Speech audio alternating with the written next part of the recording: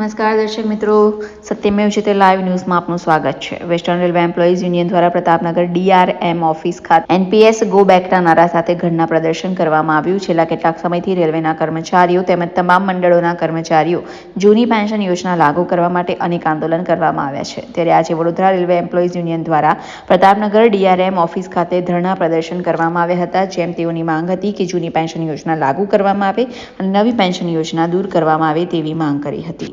All India રેલવેન્સ ફેડરેશનના આહવાન પર આજે વેસ્ટર્ન રેલવે એમ્પ્લોઈઝ યુનિયને 4 દિવસ માટે રિલે ફાસ્ટનો આ કાર્યક્રમ રાખેલો છે. જે કાર્યક્રમ 8 તારીખથી લઈને 11 તારીખ સુધી ચાલવાનો છે. એમાં અમે રોજ 10 વાગ્યાથી લઈને સાંજે 5 વાગ્યા સુધી રિલે ફાસ્ટ પર બેસેલા છે. અને આ જે પ્રોગ્રામ છે ઓલ ઇન્ડિયા રેલવે પર ચાલી રહ્યો છે. પૂરી રેલવેમાં આ કાર્યક્રમ ચાલી રહ્યો છે. અને આની પહેલા પણ અમે NPS માટે ઘણી બધી લડાઈ લડી ચૂક્યા છે અને એમાં ઘણા સક્સેસફુલ અમે લોકોએ ડેમોન્સ્ટ્રેશન કરેલા છે.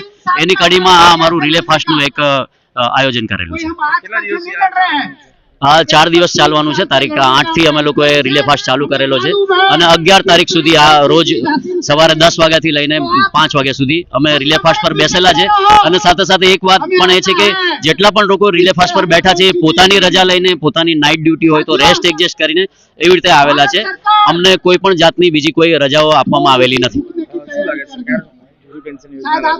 સરકાર જૂની પેન્શન યોજનામાં તો સરકાર હજુ એવું લાગી રહ્યું છે કે આ લડાઈ બહુ લાંબી ચાલશે, કેમ કે સરકાર હજુ કંઈ વિચારવાના મૂડમાં નથી. બટ અમારું એવું કહેવું છે કે જે પ્રમાણે સરકાર જ્યુડિશરી સિસ્ટમને OPS આપી છે કે સરકાર પોતે OPS લઈ રહી છે અને સાથે સાથે ડિફેન્સને બી OPS એમણે આપી દીધું છે. તો અમારું એવું માનવું છે કે અમે આ લડાઈ ત્યાં સુધી ચાલુ રાખીશું જ્યાં સુધી સરકાર એવું ના વિચારે કે તમામ સેન્ટ્રલ ગવર્મેન્ટના એમ્પ્લોય છે એ પણ એસેન્શિયલ સ્ટાફ છે ને એમને પણ અમારે OPS આપવું જોઈએ. ત્યાં સુધી અમે લડાઈને ચાલુ રાખીશું. રિપોર્ટર સની સિંધે, સત્યમેવ જયતે લાઈવ ન્યૂઝ, વડોદરા.